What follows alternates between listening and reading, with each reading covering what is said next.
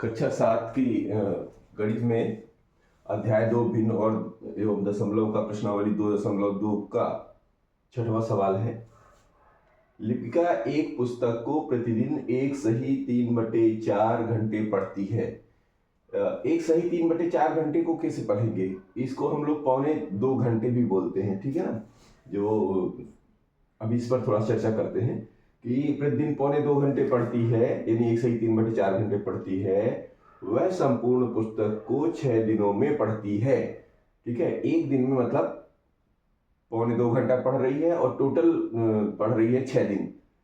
तो उस पुस्तक को पढ़ने में उसने कितने घंटे लगाए? टोटल घंटों का मतलब टोटल समय निकालना है, वो भी किसमें? घंटे में। तो पहले एक चीज सीख लेते हैं हम लोग कि जैसे ये भिन्न तो है, मिश्र भिन्न। एक्चुअली क्या है, ये हमारी गणित हमारे जीवन में लगती कहाँ पर है, ये भी तो जानना जरूरी है। तो कुछ चीजें हम लोग थोड़ा सा यहीं पर सीख लेते हैं। जैसे कोई संख्या आ जाती है 1/4। 1/4 को हम पाव भी बोलते हैं। क्या बोल देते हैं? पाव। और 1/2 को बोलते हैं आधा, ठीक है। 3/4 को बोलते हैं पौना। ये देखिए भिन्न तो है, लेकिन ये भिन्न कहाँ लग रही है हमारे जीवन में, ये भी तो हमें पता होना चाहिए। तो अगर 1/4 आता है तो समझ लेना पाव भाग है ना।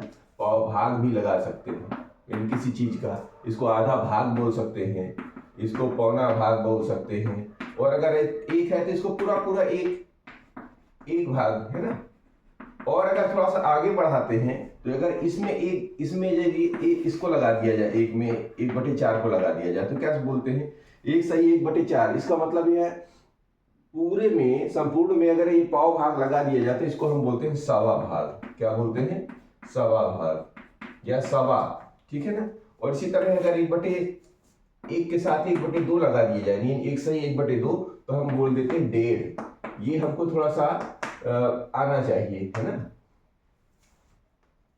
और अगर इसी में ये पौना भाग लगा दिया जाए तो बन जाता है 2.25। यहां पर से थोड़ा सा 2.25। क्यों? 2 पूरा नहीं है, 2 में कम से कम 1/4 कम है ना। तो उसको 2.25 बोल देते हैं। अब जैसे ही 2 आ जाता है तो इसको पूरा पूरा 2 बोल देते हैं, ठीक है। अब 2 में अगर ये आ गया तो फिर 2.25, और 2 में 1/4 तो 2.25, और आधा तो 2.5।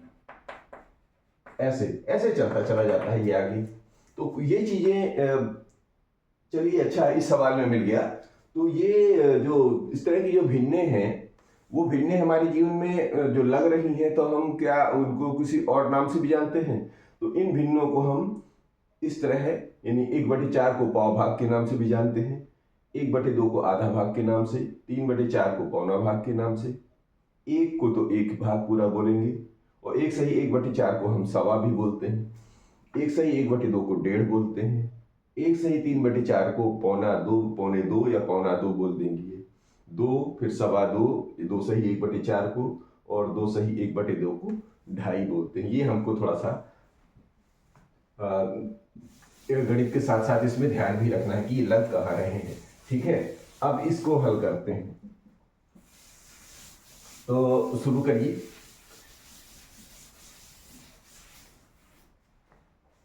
तो लिपिका पुस्तक को प्रतिदिन एक सही 3/4 घंटे पढ़ती है, यानी कि 2.25 घंटे पढ़ती है। तो प्रतिदिन पुस्तक पढ़ने का समय ऐसे लिखेंगे,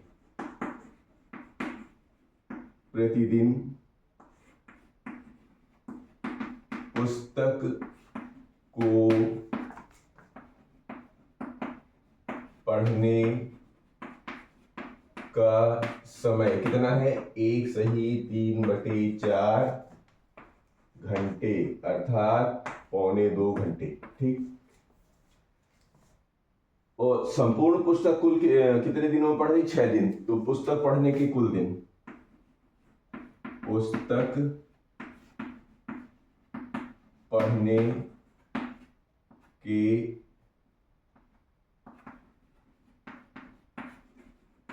कुल दिन कितने हैं? 6। तो अब ये बताना है कि कितने घंटे लगे पुस्तक पढ़ने में, कुल घंटे लगे पुस्तक पढ़ने में लगे कुल घंटे, ये हमें नहीं पता, ये ज्ञात करना है। ठीक है, तो क्या करेंगे हम, जितना रोज पढ़ा जा रहा है उसका समय और जितने दिन लगा है उतने दिन का गुणा कर देते हैं, तो हमारे को कुल घंटे निकल आएंगे। तो हम क्या करेंगे, अर्थात पुस्तक पढ़ने का समय गुणे कुल दिन, पुस्तक पढ़ने के घंटे, ऐसा लिख लो, के घंटे गुणे कुल दिन, जो यही वाला जो निकाला है। तो पुस्तक पढ़ने के घंटे कितने हैं, 1 सही 3/4 और कुल दिन है 6। अब ये जो मिश्र भिन्न है, अब चूंकि गणितीय भाषा में, अब चूंकि अंक आ गए हैं तो गणितीय भाषा का बात करेंगे। तो अब 1 सही 3/4 का गुणा 6 में करना है, तो इसको पहले विषम भिन्न में बदलते हैं। तो 4 एकम 4 और 3 7/4 गुणे 6। अब क्या करेंगे, ये मिश्र भिन्न है और ये सॉरी ये विषम भिन्न है और ये पूरा अंक है, तो ऊपर ऊपर का गुणा हो जाएगा। तो 7 गुणे 6/4। अभी इसका गुणा कर दी, 7 छंग 42/4। अभी देखिए ये जो 42/4 है, इसमें भी सम है, ये भी सम है।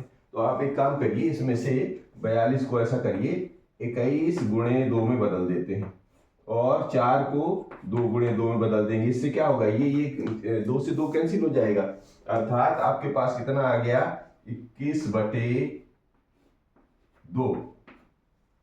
21/2 का मतलब क्या हुआ, इसका भाग दे दीजिए। तो 2 दाहम 20 और 2 एकम 2 और 2 से भाग दिया था, तो ये यानी कि 10.5 घंटे ये आपके लिपिका को किताब पढ़ने में लगे। ये आंसर है आपका। तो ये रहा छठवां।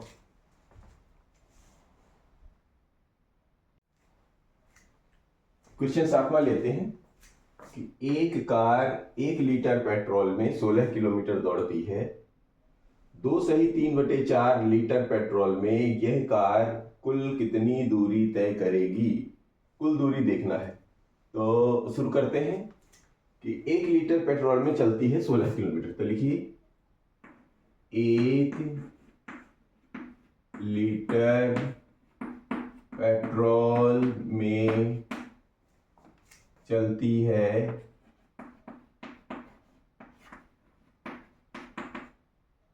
16 किलोमीटर।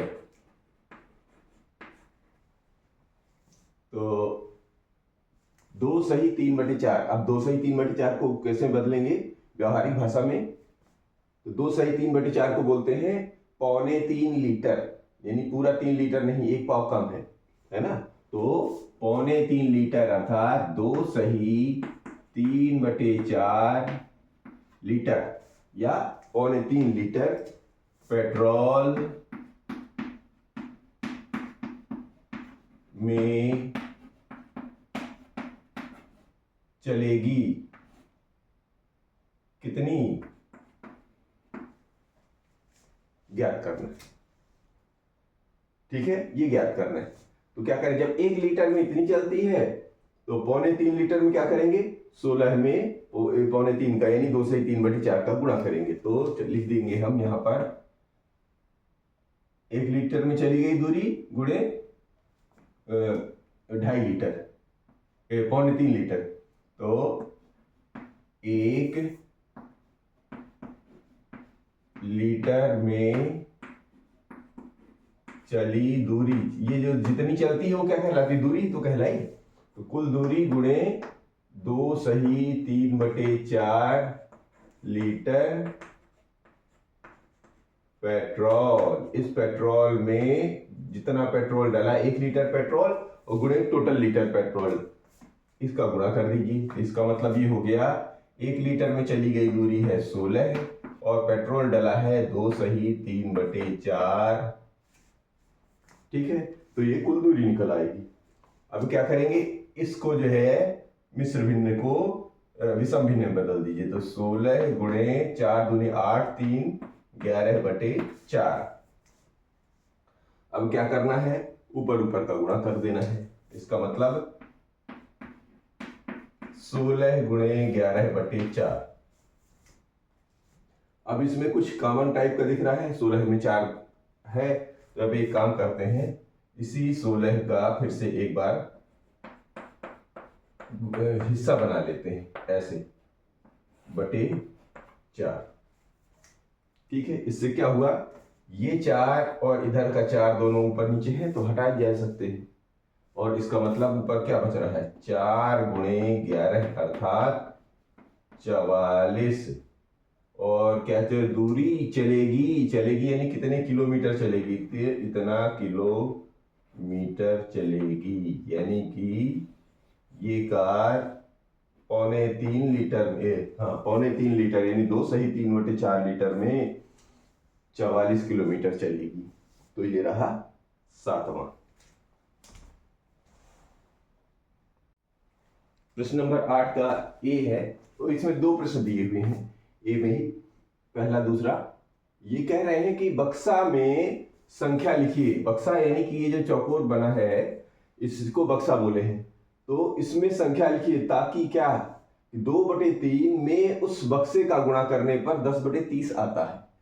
ये बक्सा में क्या संख्या आएगी ये ढूंढना है आपको। पहले तो ये कर लेते हैं, फिर बाद में देखते हैं कि बक्सा में प्राप्त संख्या का न्यूनतम रूप। फिर न्यूनतम रूप बाद में नहीं, पहले वो बक्से का संख्या ढूंढना। देखिए, जब ऐसा रहे तो क्या किया जाता है, पक्षांतर विधि का इस्तेमाल करते हैं।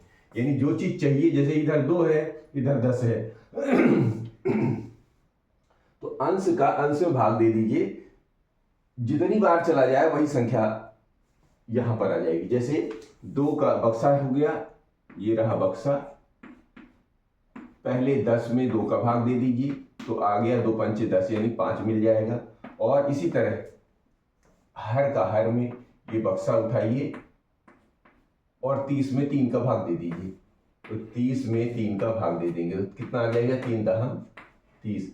यानी कि उस बक्से में ये नीचे 10 और ऊपर 5 आएगा। अर्थात इस बक्से में क्या आ जाएगा, इस बक्से में आ जाएगा ऊपर 5 और नीचे 10। यानी कि इसको थोड़ा सा अगर हम बड़ा कर दें तो ऊपर 5/10 आएगा, है ना, समझ गए। अर्थात बक्से में अंश में आया है 5 और हर में आया है 10। ये संख्या आ गई। ठीक है, अब कह रहे हैं बक्से में प्राप्त संख्या का न्यूनतम रूप। ये तो संख्या आई, अब इसका न्यूनतम रूप ढूंढिए। न्यूनतम का मतलब होता है कि ये बात तो क्लियर हो गई ना, ये 10 बना भी है कि नहीं देख लीजिए। तो 5 दूनी 10 और 10 त्याई 30, यानी कि यही संख्या हमको चाहिए थी जिसका गुणा करने पर यहां पर ये 10/30 आ रहा था। तो इसको ऐसे ढूंढना है। अभी कह रहे हैं ढूंढ तो लिए हो, क्या ढूंढ लिए हो, 5/10। तो ये रहा 5/10। अब ये कह रहे हैं ये जो बक्से में 5/10 ढूंढे हो इसका न्यूनतम रूप, न्यूनतम मतलब मानक रूप। तो मानक रूप कैसे बनेगा, इसमें कुछ देखिए 10 का 5 में कुछ संबंध है क्या, चेक कर लेते हैं। तो ये रहा 5, 10 को हम 5 गुणे 2 लिख सकते हैं, है ना। और 5 को कैसे लिख सकते हैं, 5 गुणे 1 लिख सकते हैं। तो 5 से 5 ये कैंसिल हो जाता है, तो इधर बचता है 1 और इधर बचता है 2। यानी कि इसका जो न्यूनतम रूप होगा वो होगा 1/2। तो यहां पर क्या लिखेंगे, खाली न्यूनतम रूप क्या है, या यहीं पर लिख दिए 1/2 है। ये हमारा खाली स्थान भर गया। तो 8वें का ए रहा। इसी तरह 8वें का बी भी है, उसको भी लिखते हैं।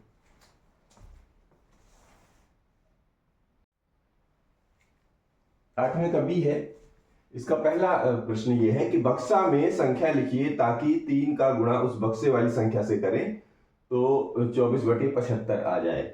तो तरीका जैसे अभी हमने पहले वाले में देखा है कि क्या किया जाता है, इसका पक्षांतर विधि का इस्तेमाल करते हैं। कैसे, बक्सा लिख के इस 24 में भाग दे देते हैं 3 का अंश से, ठीक है।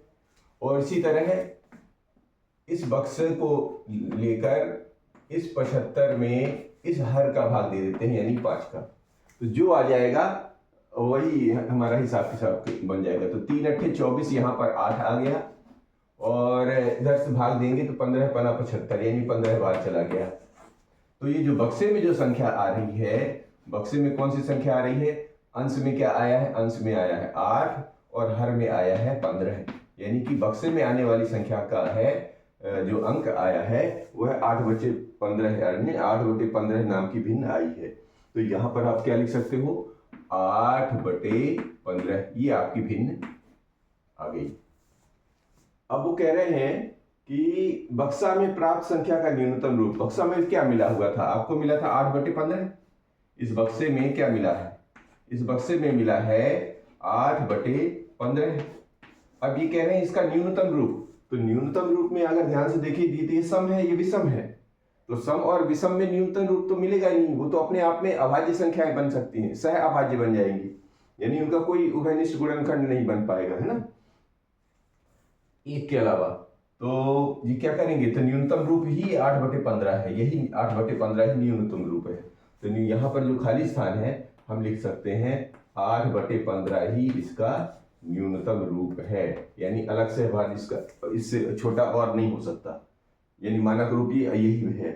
तो इस तरह ये जो है 8 का बी के दोनों सवाल समाप्त होते हैं। इस तरह आज ये प्रश्नावली 2.2 समाप्त होती है।